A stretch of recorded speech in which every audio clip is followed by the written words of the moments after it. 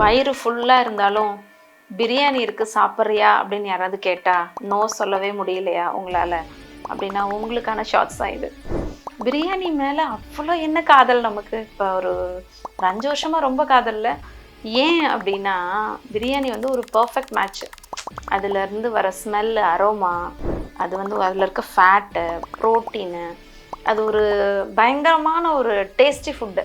அது வந்து இமோஷன்ஸோடு கலந்துருச்சு நமக்கு. முதல்லாம் பார்த்திங்கன்னா திருவிழானா குழம்பு தான், இப்போ பிரியாணி தான். பிரியாணிக்கு நிகர் வேறு இல்லைன்ற மாதிரி ஆயிடுச்சு. ஏன்னா நம்ம அதுக்கு ரொம்ப ரொம்ப ரொம்ப இமோஷ்னலாக கனெக்ட் ஆகிட்டோம். ஸோ இதுலேருந்து வெளில வரணுமா, ஏன்னா பிரியாணின்றது அடிக்கடி சாப்பிட்டா உடம்பு ஏறிடும்ல, வெளில வரணும் அப்படின்னா யாராவது பிரியாணி வேணுமான்னு கேட்டால் 5 செகண்ட்ஸ் ஆன்சர் சொல்லாதீங்க. ஸோ உங்கள் பிரெயின் வந்து ப்ராசஸ் பண்ணுறதுக்கு டைம் கொடுங்க. உடனே ரியாக்ட் பண்ணாமல் ரெஸ்பாண்ட் பண்ணுங்கள். 5 செகண்ட்ஸ் பிரேக் எடுங்க. அப்போ நீங்கள் நோ சொல்கிறதுக்கான பாசிபிலிட்டி அதிகமாக இருக்கும். ட்ரை பண்ணி பாருங்கள்.